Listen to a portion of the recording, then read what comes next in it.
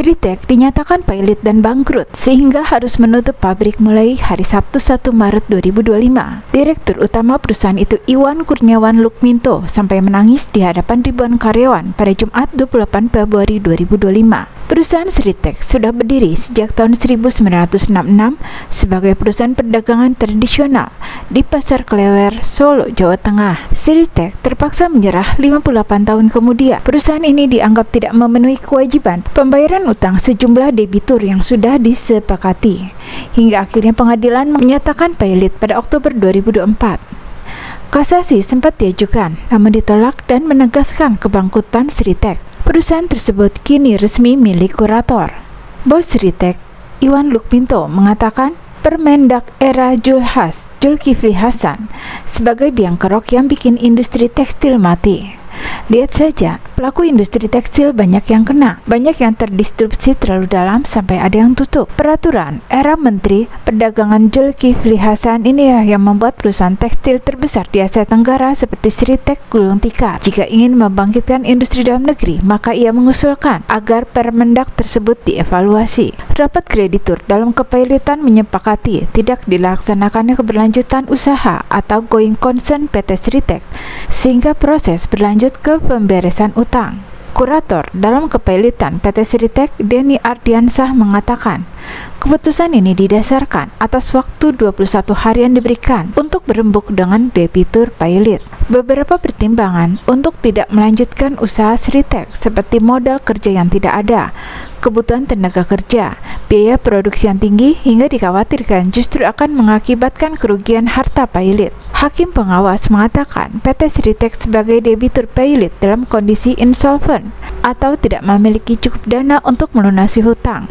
Sementara Direktur Utama PT Sritek, Iwan Kurniawan Lukminto, mengatakan hasil rapat kreditur itu tidak sesuai dengan kata hati yang diharapkan. Namun sebagai warga negara yang taat hukum, ia mengatakan menghormati putusan pengadilan. Sritek awalnya didirikan Muhammad Lukminto pada tahun 1966. 2 tahun setelah itu, Lukminto membuka pabrik cetak pertama untuk menghasilkan kain putih dan berwarna.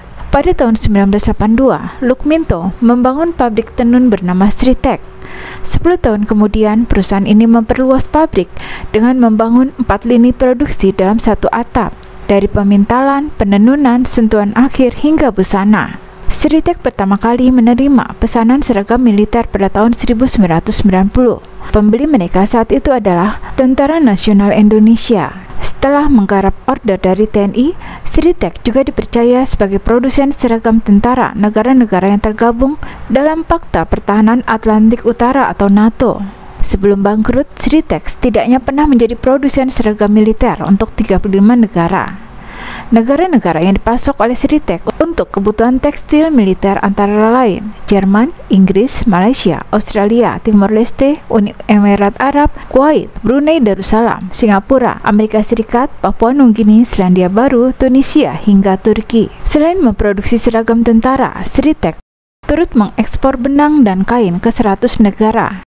Dalam setahun, Sritek memproduksi 1,1 bal benang, 179,9 juta meter kain mentah, 240 yard kain berwarna, serta 30 juta potong pakaian jadi dan seragam. Sebagian barang ini dibuat di pabrik seluas 79 hektar di Sukoharjo. Selama 58 tahun berdiri, Sritek beberapa kali menghadapi gejolak.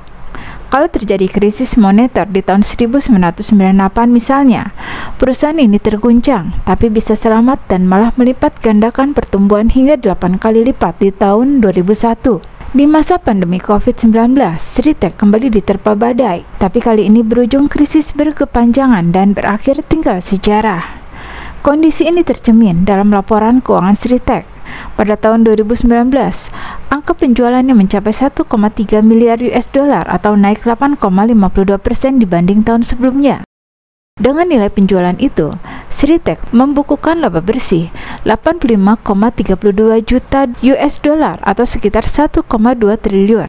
Antara lain karena memproduksi masker dan alat pelindung diri lainnya.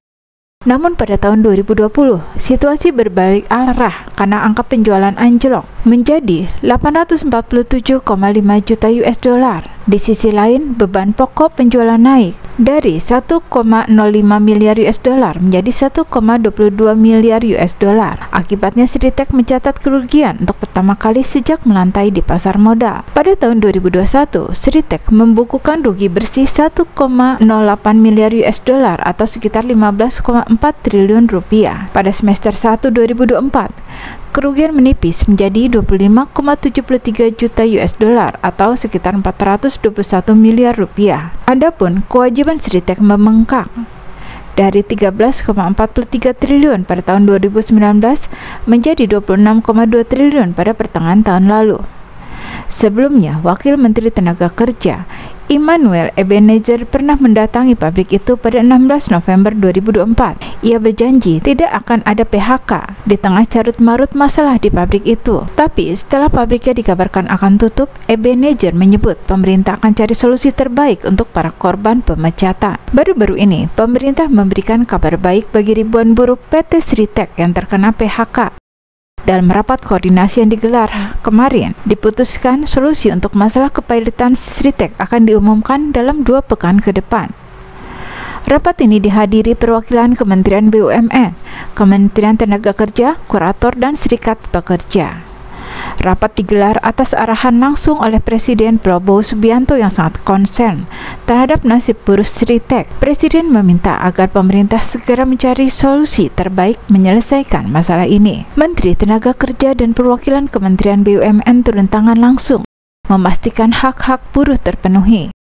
Pemerintah memastikan para buruh yang terkena PHK akan bekerja kembali dan mendapatkan upah. Ada sekitar 10 ribuan buruh yang terkena PHK. Menteri Tenaga Kerja Yasir Lim memastikan 2 minggu ke depan para pekerja yang terkena PHK akan memiliki pekerjaan kembali karena tim kurator akan menyewakan aset-aset Sritek kepada investor sambil menunggu proses pelelangan aset selesai dilakukan. Hal ini diyakini bisa menjaga nilai aset yang pailit di mata pemberi baru. Aset yang disewakan itu nantinya dapat digunakan untuk produksi oleh investornya. Otomatis investor penyewa aset akan butuh tenaga kerja kembali. Nah, ini akan menjadi potensi lapangan kerja baru bagi korban PHK Sritek. Sementara itu, Presiden Konferensi Serikat Pekerja Indonesia atau KSPI sekaligus Presiden Partai Buruh Said Iqbal curiga ada pejabat kementerian terlibat rencana beli PT Sritek dengan harga murah. Iqbal meminta semua fakta di balik penutupan pabrik Sritek dibuka. Ia curiga ada permainan oknum pejabat di balik penutupan tersebut. Kecurigaan ini didasarkan pada mudahnya Sritek bubar. Iqbal mengatakan penutupan Sritek berdampak besar pada kehidupan rakyat kecil. Terdapat puluhan ribu buruh yang menjadi korban PHK-nya. PHK pun dilakukan tanpa kejelasan pesangon dan THR tahun ini.